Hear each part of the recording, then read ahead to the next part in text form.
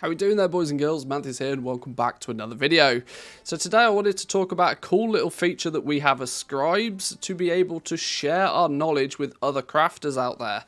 I know we've spoke about Inscription quite a lot on the channel recently, but I'm sort of tending to focus towards Inscription because it's a really big profession for the start of expansions.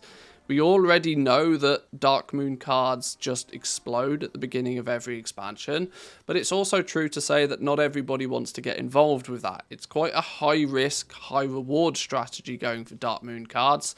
You're going to have to spend a lot of the gold you already have to get invested into it, with the hope that you're going to come out of it with more.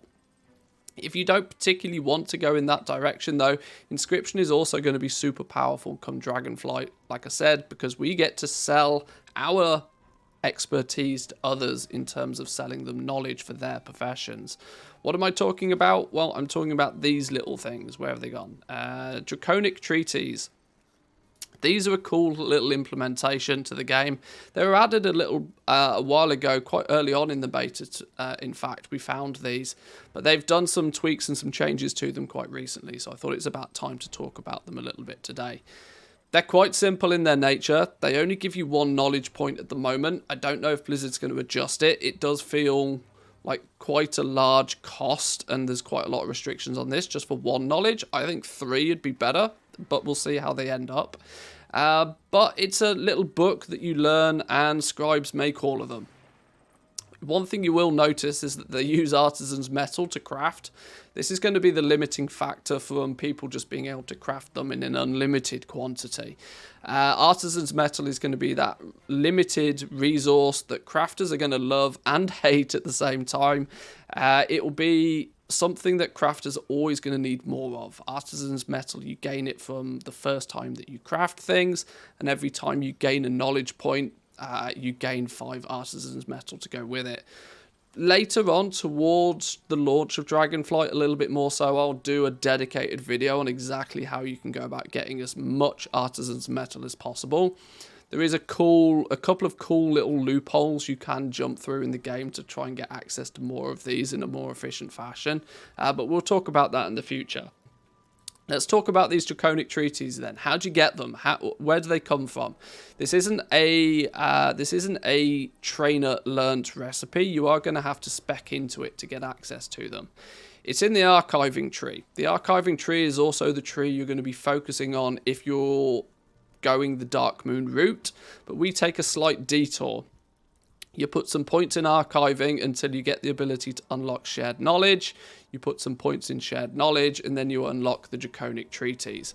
Only actually takes 20 knowledge points technically to unlock these, 10 in each of these first nodes.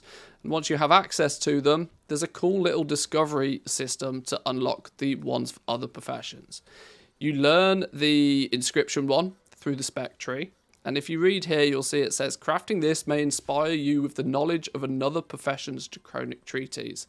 So there's a probability that scribes are going to want to very quickly use some of their artisan's metal to craft a couple of these to quickly learn some other ones. I've pressed the button a few times so far and I learned blacksmithing and mining. What's this going to do though? It's going to allow those scribes to start filling work orders for all of the blacksmiths and miners out there that want a knowledge book each week. If we craft up some of these, hopefully it shouldn't take too long before we discover something new. Oh, well, there we go. Perfect. We learned an enchanting one straight away. Now we can fulfill work orders for enchanters, and when we fulfill the work orders for the enchanters, and we fulfill the work orders for miners, the more times we give ourselves the opportunity to press the button, the greater the chances is we'll learn another one.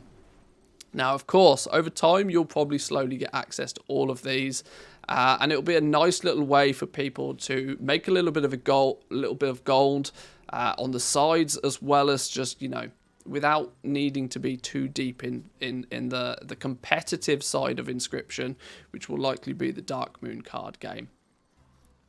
So I think these are going to be quite cool. I think the fact that there's no quality attached to them means that you don't need to worry too much about the materials. It's all going to be about the artisan's metal.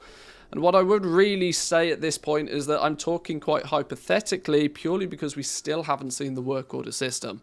I would really hope Blizzard would give us the work order system before soon so that we can see how all of the professions are going to be able to interact with each other and if there's going to be any limitations from that side.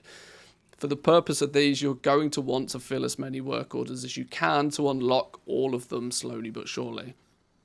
But I thought it was quite a cool little feature and I thought it'd be worthwhile bringing it to you guys here today.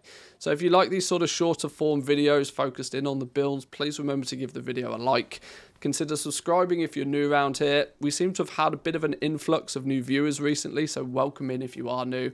And of course to all of my long-time subscribers, thank you for watching. I hope you enjoyed. But I'll leave it there for today, boys and girls. Have a good one. I'll catch you all next time. Peace.